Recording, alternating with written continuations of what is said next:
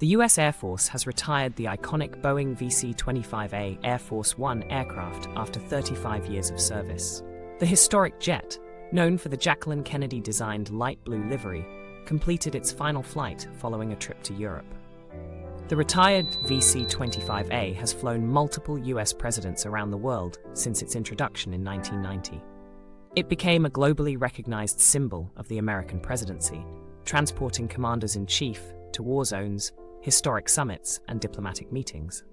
White House officials marked the occasion on social media, with Communications Director Stephen Chung calling it the last ride and paying tribute to the historic aircraft.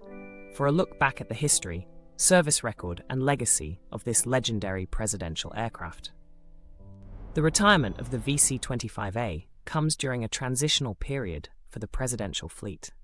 To bridge the gap until newer aircraft are ready, the US Air Force has fast-tracked a Boeing 747 previously donated by Qatar. This luxury jet is undergoing final preparation and is slated to be used as a temporary backup. Boeing is actively building two new modified 747-800s, VC-25Bs, to serve as the long-term Air Force One replacements. However, program delays and supply chain issues have pushed the expected delivery date to at least 2028. All incoming aircraft are set to feature a new, redesigned exterior color scheme selected during the Trump administration, replacing the traditional light blue with a palette of red, white, dark blue, and gold. Retired Air Force One Boeing 747s, VC-25As, are transferred to museums and presidential libraries for permanent public display. Because of their immense historical significance, these aircraft are never sold to private entities, broken up for scrap, or left to rust. The retirement and disposition process follows strict guidelines managed by the US Air Force, the General Services Administration, and the National Archives.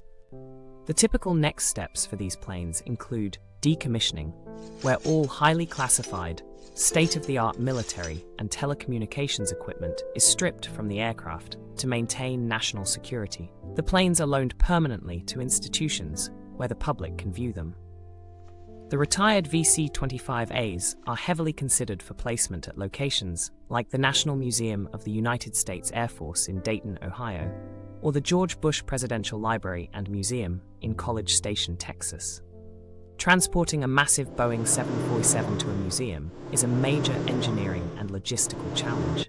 Often, the aircraft must fly into a nearby regional airport or a specialized military base where it is either permanently parked or carefully dismantled and reassembled inside a dedicated museum hangar.